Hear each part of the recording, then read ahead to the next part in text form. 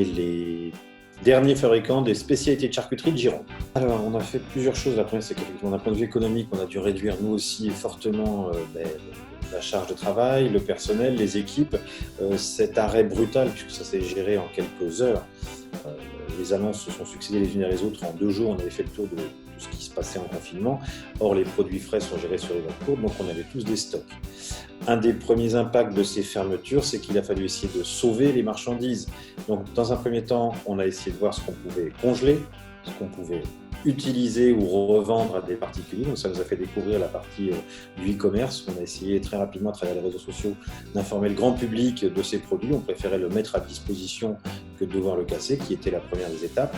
Très rapidement, on a vu aussi la troisième axe apparaître, qui était l'utilisation pour les personnes qui se défoncent un peu pour nous aujourd'hui, le personnel soignant, et tous les personnels de sécurité qui accompagnent au quotidien.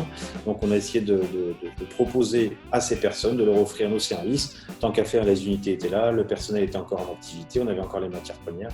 Donc, on a transféré tout ça et on a offert nos marchandises aux gens qui en avaient le plus besoin. Sauvetage des marchandises, distribution à ceux qui en avaient besoin et stockage quand c'était possible. Et on a décidé, en accord avec les équipes, de mettre à disposition de ceux qui en avaient le plus besoin une partie de nos EPI, donc tout ce qui était protection et sécurité pour des personnes.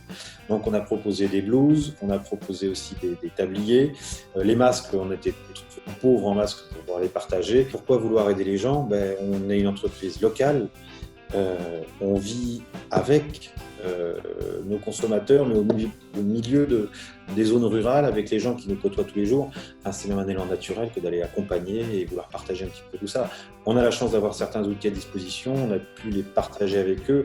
Nos matières premières, enfin, c'est quand même très triste de voir tous ces produits, toutes ces viandes détruites, alors qu'on a beaucoup de gens qui ont des problématiques financières, des problématiques de travail, qui n'ont pas forcément les outils. C'était très très naturel que d'aller partager, en accord en plus avec tous mes collègues, l'ensemble de nos produits. Voilà, tout simplement.